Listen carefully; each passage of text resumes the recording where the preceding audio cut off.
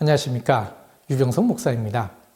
사실 유대인이 아니면서 유대인을 다 이해할 수는 없는 것입니다.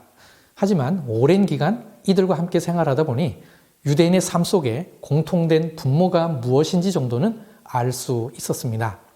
제 개인적으로 그것은 파르샤타 샤부아라고 생각합니다. 유대인의 일상생활은 유대력에 따라 흘러갑니다.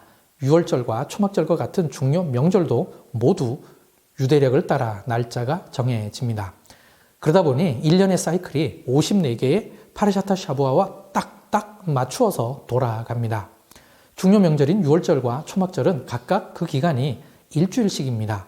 그러니 항상 안식일을 포함할 수밖에 없습니다. 이 두 명절만큼은 순서대로 진행되는 파르샤타 샤부아가 아니라 명절과 관련된 특별한 말씀을 읽습니다. 그렇다면 54개의 파르샤타 샤부아에 2개의 특별 명절 말씀을 합하면 56개가 됩니다. 결국 이 56개의 말씀을 1년에 나누어서 읽는 것입니다. 그래서 윤달이 없는 평년 같은 경우 2개의 파르샤타 샤부아를 읽는 주가 최대 6번이 나옵니다. 그리고 윤달이 있는 해도 2개씩 있는 주가 한두 번씩은 있습니다. 제가 이 부분을 이렇게 여러 차례 설명드리는 이유가 있습니다. 이 파르샤타 샤부아를 단지 안식일에 회당에서만 읽는 게 아니라는 것입니다. 일주일 동안 그 주간의 본문을 꼭 읽고 있습니다. 마치 숙제를 하듯이 의무적으로 다 읽는다는 것입니다. 그러다 보니 일상생활 속에 말씀 읽는 규범이 완전히 스며들어 있게 되었습니다.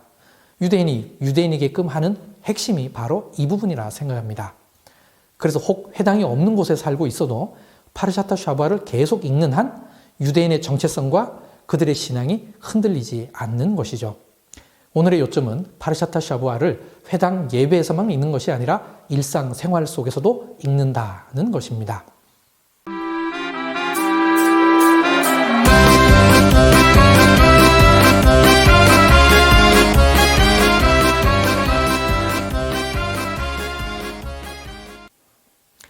세 번째 파르샤타 샤부아의 본문입니다. 창세기 12장 1절에서 17장 27절까지의 말씀입니다. 제목은 레카입니다. 직역하면 너를 위하여 가라입니다. 한글 성경대로 하자면 너는 가라이지만 히브리에 따라 직역하면 너를 위하여 가라입니다. 하나님께서 아브라함에게 내가 내게 보여줄 땅으로 가라고 명령한 것이 결국은 아브라함을 위한 것이었습니다. 레카의 내용은 아브라함의 이주, 롯과 헤어짐, 롯을 찾아옴, 하갈과 이스마엘, 아브라함으로 이름을 바꾸어 주심과 후손에 대한 축복입니다. 아브라함이 갈대아인의 우르에 살 때 그의 삶이 어떠했을까요?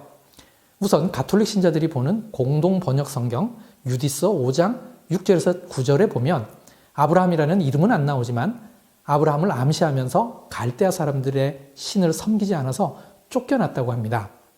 요세푸스의 유대고대사 1권 154절에서 157절에 아브라함은 우주를 창조하신 유일신 하나님이 계심을 깨닫고 갈대아 사람과 다투다가 가나안 땅으로 이주했다고 합니다. 12세기 후반에 활동한 유명한 유대인 랍비 마이모네스, 오히려 람밤으로 더 알려진 그는 아브라함은 갈대아 우르에서 아버지 데라가 만든 우상을 판매하던 우상 판매상이었는데 인간이 만든 우상은 절대로 인간을 구원할 수 없음을 깨닫고 가나안 땅으로 떠났다고 합니다. 그래서 유대인들은 아브라함은 원래 우상 판매상이었다고 알고 있습니다. 이번 주 파르샤타 샤부아 레카와 함께 읽을 수 있는 신약 성경을 나누겠습니다. 요한복음 8장 31절에서 59절 말씀입니다. 그중 8장 32절과 39절을 읽어보겠습니다. 진리를 알지니 진리가 너희를 자유롭게 하리라. 대답하여 이르되 우리 아버지는 아브라함이라 하니 예수께서 이르시되 너희가 아브라함의 자손이면 아브라함이 행한 일들을 할 것이오늘. 실제로 아브라함이 갈대아 우르에 살 때 그의 삶이 어떠했는지는 알 수 없습니다. 하지만 분명한 것은 하나님께서 그를 택하여 그에게 보일 땅으로 가라고 했을 때 과감히 떠났다는 것입니다.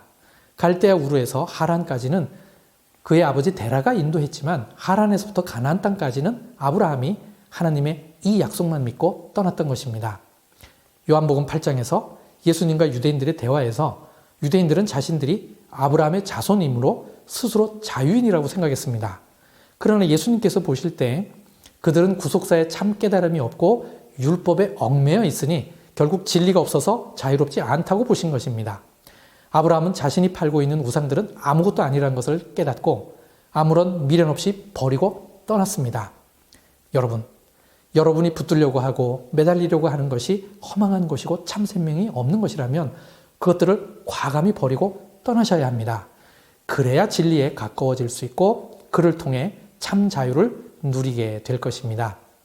참 진리와 참 자유가 무엇인지 묵상하는 한 주간 되시기를 바랍니다. 감사합니다.